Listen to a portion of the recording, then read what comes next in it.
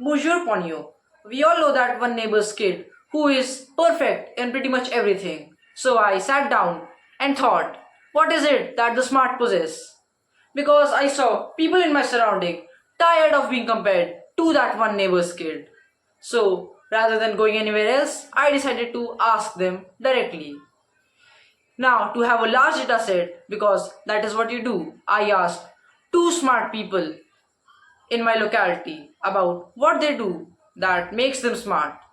The first one said that I wake up at 4 am, then I study till 7 am. From 7 am to 2:40 pm, I go to school. From 2:40 pm to 8 o'clock, he studies once again and finds flaws in the quantum mechanics, and now his Nobel Prize is due next day.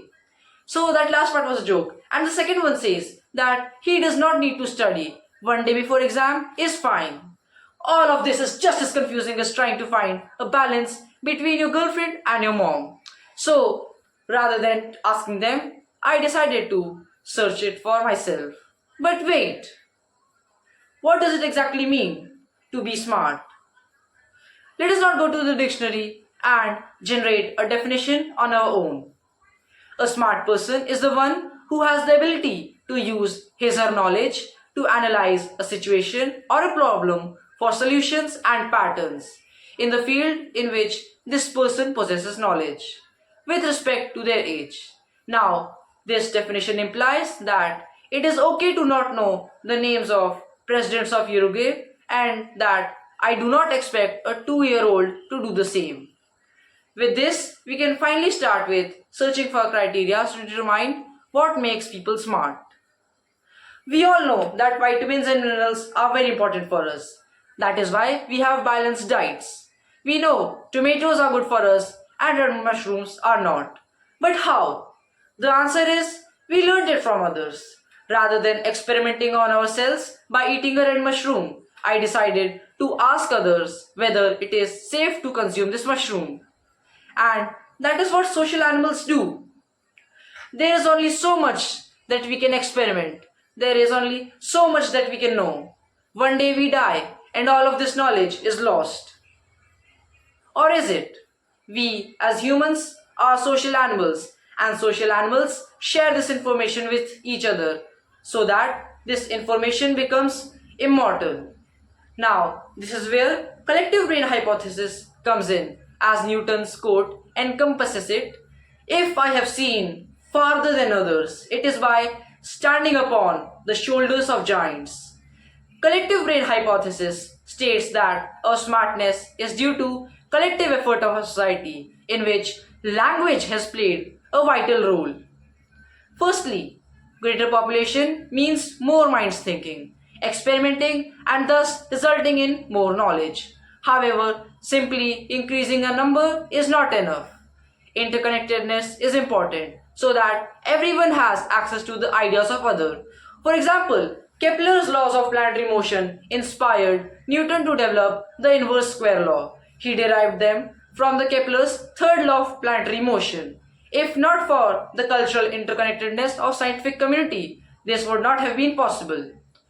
And also, if people of diverse culture come together, the influx of ideas increase. Thus, the society in general becomes smarter because of the cultural diversity.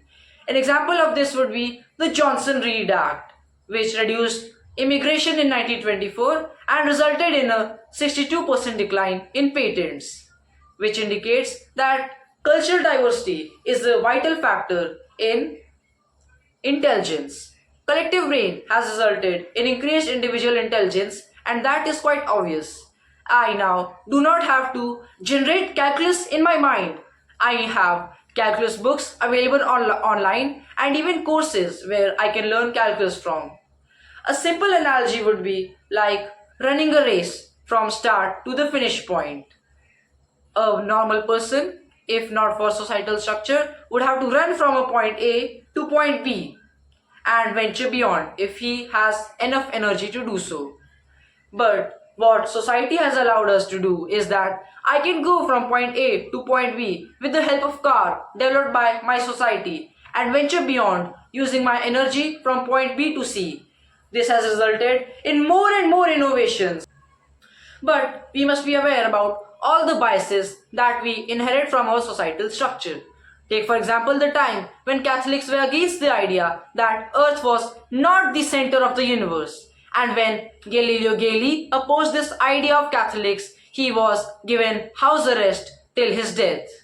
Now, we all know today that Earth is actually not the center of the universe. But back then, because everybody believed that Catholics were right, that the church was right, they agreed that Galileo Galilei should be given house arrest. Thirdly, what society did was grant me and everyone the opportunity to be specialist instead of being generalist. Our society now has farmers to grow foods, doctors to treat us, and scientists to do the research.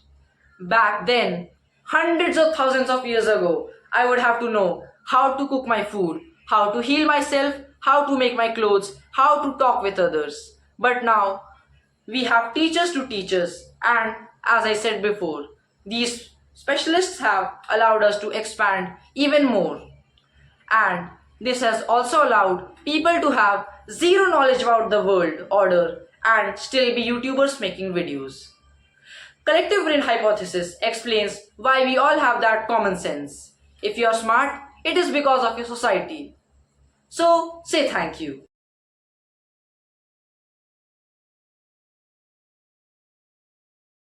Now, collective brain hypothesis is good, but it does not explain everything because think for example, why students learning from same teachers have results which are not same.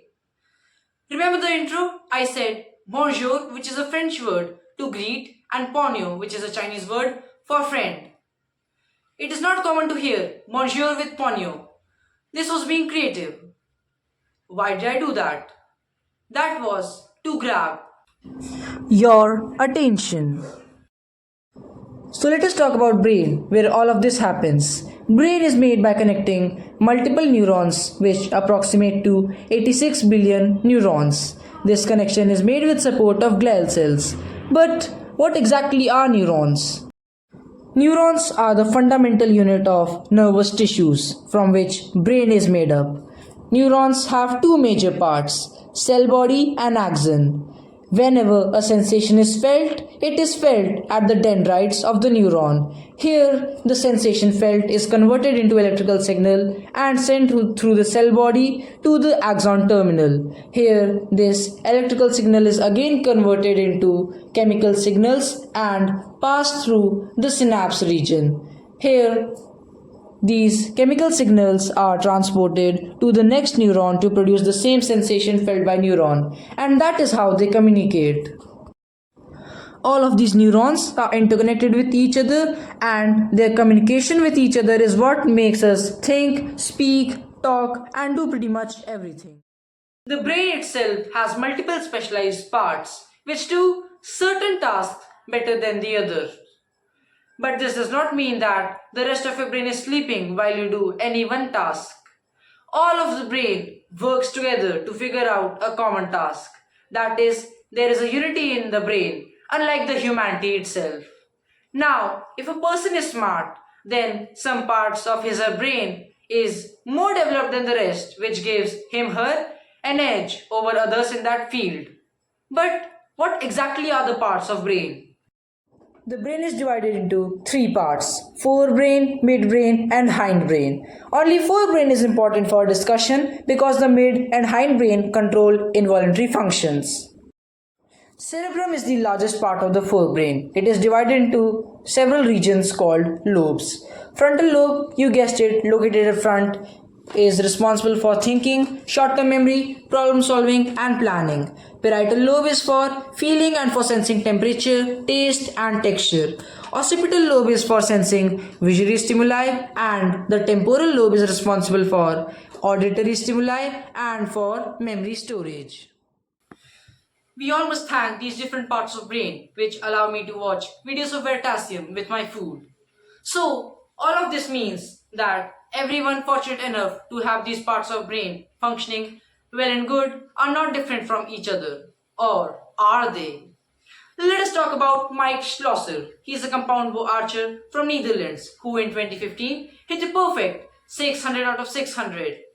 This earned him the title of Mr. Perfect. Last time I used a bow was when I was 6 years old. Sure, I was able to hit my father directly in his eye. He still recounts this incident with anger. But I am not as good as Mike Schlosser. And the reason is a difference not only in our body but also in our brain. Our brains are made up of neurons that are interconnected with each other. I talk in English regularly, so my neurons for language are well connected. Yes, practice changes your brain physically. Connections used regularly are strengthened and the less used ones grow weak, as Donald Hebb beautifully expresses. Neurons that fire together wire together. This property of brain is called neuroplasticity. And from a biological point of view, all of this makes a lot of sense. What is not needed must be removed. For example, our tail, our hair, our appendix, and the cairns from a goddamn society. Mike Schlosser is able to shoot an arrow using a lot less part of his brain than me, who is a novice and has to use all of his brain just to miss the arrow. That is, a novice uses more of his brain on the same task which an expert can do unconsciously. Take example of violin players. I would need to focus all of my brain power to just know where to put my fingers on the chord of violin. However, a violinist can do that very easily without a second thought. Now, what all of this means that with enough practice, I can come to par with the skills of Mike Schlosser. Another example of practice is Laszlo Polgar and his three daughters, whom he raised to be chess geniuses, by giving them the environment that favored chess and a lot of practice too. This proved not only the importance of practice but also of environment, an important factor in collective brain hypothesis. Their father was a chess tutor, and Hungarian culture was certainly not against intelligence nor the game chess. The answer thus is that some people are smarter than others because of generations of societal effort in that field and development of an environment where that skill is favored. An example is from the Hunter x Hunter anime of Komugi, a blind girl who was the world champion in Gungi, a game played by everyone in that country. In East Gorteo, your skills in that game determined your life. This environment thus wanted people to be really good at Gungi. Though an extreme example with writer taking liberty, it is quite similar to the real life situations, just scaled down. With the environment in favor, what is next is practice and a lot of it, such that you're able to do what experts do subconsciously or at least with minimal effort so that you can be considered smart in that particular field. This answer may be quite disappointing for those looking for a hack to become more smarter, but that is the truth. There is no magical red pill to make you smarter till now. Lastly, a quote from me. Everyone has a set of information. The difference is that some sets are today valued more than others.